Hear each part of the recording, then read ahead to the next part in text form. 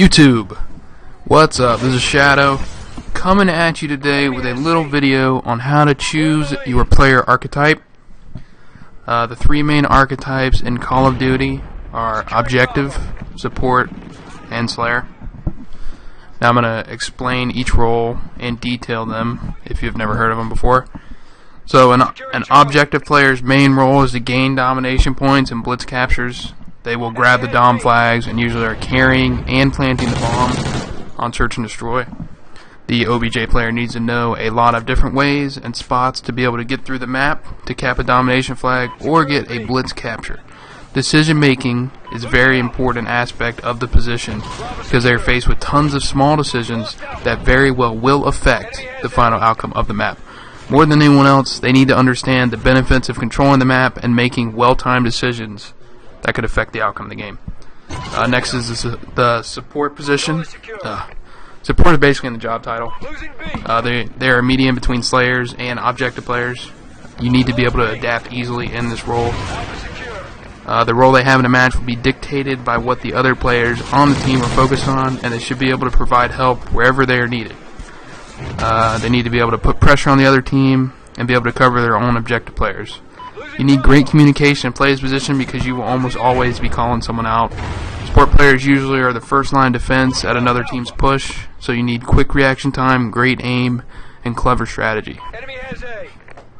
And finally, the Slayer position. Seems like a pretty easy description. The Slayer is supposed to rack up as many kills as they can. The Slayer needs to always be in good map position, such as a head glitch or a common choke point. They need to be able to hold an important section by themselves. You don't always have to be aggressive and pushing the map to be a Slayer, but you need to be able to understand map control and the vital positions on each map to keep that control for your team, so the other team doesn't break your control, and then you will be the ones being slayed. You don't want that. So how should you choose your role? If you aren't the best player getting kills, but are excellent at getting around the map and getting, blitz caps, getting the B flag on domination, maybe even getting a neutral on the other team's home flag, and then you should be an OBJ player. You should be a support player if you're more of a careful defensive player. You will be tasked at times to capture a blitz point or a dom flag, but your main role is going to be to defend the OBJ player or a section of the map. You need to be able to think at a flash and have great call-outs. It's very important for the support players. And to be a Slayer, you need to slay. If you're good at racking up kills, then this is a position for you. If you're that guy in pubs dropping 50 bombs, this might be you. This might be you. Not really a lot to explain about how to choose your Slayer. Your team's going to task you to carry them in the kill stat in most maps. You need to be able to control the map and keep your team alive while keeping the other team dead. I mean, it's a pretty blatant explanation, I guess. But if you're the one that always drops a lot of kills when you're playing with your friends or whatever in public matches, you're the guy getting the most kills most of the time in pub matches, or if you're playing GBs, if you're the guy getting most of the kills, you're probably going to be a Slayer. Alright, but as a team, you need to strike a balance between the three different roles. So usually, you play a 4-man team. Some people play 3v3, that's fine. But on a 4-man team, there's usually one Slayer, one Objective player, and 2 support players.